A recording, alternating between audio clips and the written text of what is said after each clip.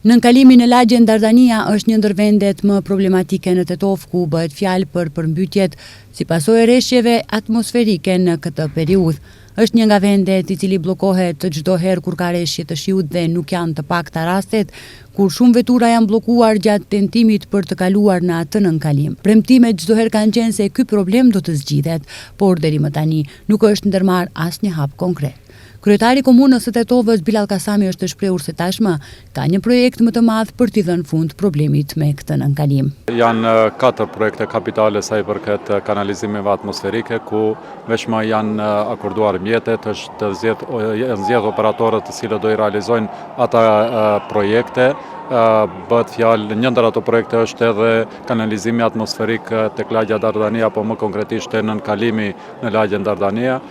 Informatat që i kam veçme i është dhënë urdhëresë operatorit apo kompanisë për të nisë punimet dhe janë bërë parapërgatitjet dhe unë besoj që shpejt edhe do të nisin punimet aty, por duke pasur parasysh specifikën e projektit, si projekt realizimi i tij do të zgjat pak më shumë, sepse për shkak se bëhet fjalë për nënkalim, thellësia e kanalizimit që do të kaloj aty do të jetë diku mbi 4 metra dhe do të jetë pak më specifike dhe realizimi në terren. Por nuk është problem vetëm ky nënkalim gjatë periudhës me rreshje të shiut, edhe nënkalimi në rrugët për në fshatin Falisht shpesh herë bllokohet kur ka rreshje të shiut. Kryetari i komunës së Tetovës thotë se me ndërtimin e kanalizimeve në disa lagje të Tetovës ky problem pritet të zgjidhet. Ajo që me rëndësi që edhe për këtë nënkalim, edhe për nënkalimin për në rrugën për fshatin Falisht, edhe tek kazerma e qytetit, atje veçma në fazën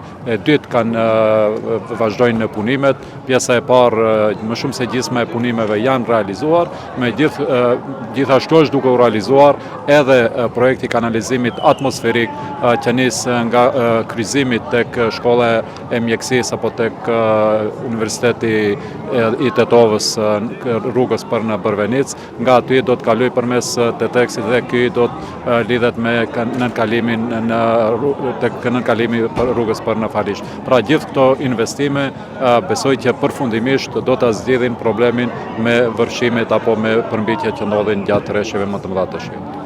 Ndërsa drejtori i ndërmarrjes publike komunale Shari, Valon Zeqiri, thotë se ndërmarrja do të gjejë një zgjidhje të përkohshme, pasi që në këtë pjesë janë bërë disa lidhje të jashtëligjshme që bëjnë grumbullimin e ujit, por nuk përjashton mundësinë që të vendoset dhe një pompë për të nxjerrë ujin jashtë. Të mundohemi ne si ndërmarrje që të intervenojmë, të gjejmë një zgjedhje të përkohshme deri në pranverë të fillojnë punimet. Zgjedhja e përkohshme është së bashku me inspektoriatin, këtu ka disa shtëpi të cilat janë të lidhur dhe ato shtëpi të cilat janë të lidhur në këtë pjesë shkaktojnë këtë mbledhje të ujit që bëhet në këtë zonë. Nëse janë kyçur në mënyrë ilegale, do ta bëjmë shkyqjen e tyre dhe do të gjejmë një zgjidhje të përkohshme, ndoshta nëse duhet do të vendojmë edhe ndonjë pumpë aty e cila do të pastrojë rregullisht ujin i cili do të mlidhet.